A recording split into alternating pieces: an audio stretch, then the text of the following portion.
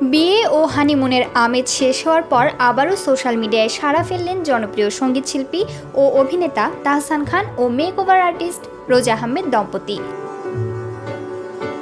এ বছরের গোড়ার দিকে তারা গাঁটছড়া বাঁধার পর অপরিচিত রোজা আহমেদ চলে আসেন আলোচনায়। ইনস্টাগ্রাম ও ফেসবুকে বেড়েছে তার অনুসারীর সংখ্যা। সামাজিক যোগাযোগ মাধ্যমে যা পোস্ট করেন তা মুহূর্তেই ছড়িয়ে যায়। এবার তাহসানের সঙ্গে সুইমিং পুলের স্থির চিত্র সোশ্যাল মিডিয়ায় পোস্ট করেছেন রোজা।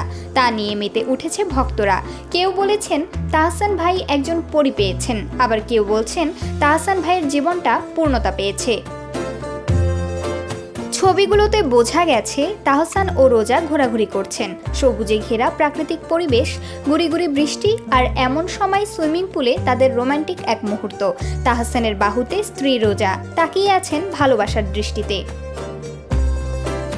সুইমিং পুলের একান্ত মুহূর্ত ছাড়াও আরও কয়েকটি স্থির চিত্র পোস্ট করেছেন রোজা। রিসোর্টের একটি কক্ষ দারুণ আবহে সজ্জিত। এছাড়া বই হাতে একটুখানি প্রশান্তির মুহূর্ত শেয়ার করেছেন রোজা। ছবিগুলো পোস্ট করে ক্যাপশনে লিখেছেন, সত্যিকারের বিলাসিতা হচ্ছে প্রিয়জনের সঙ্গে কাটানো সময়, যেখানে নীরবতাও বোঝাপড়ায় পূর্ণ। ধীর সকালে ফিস ফিস করা প্রতিশ্রুতি আর ভালোবাসা, যেটা একেবারে আমাদের নিজের। প্রমাকান্তা কোয়েল, বার্তা 24।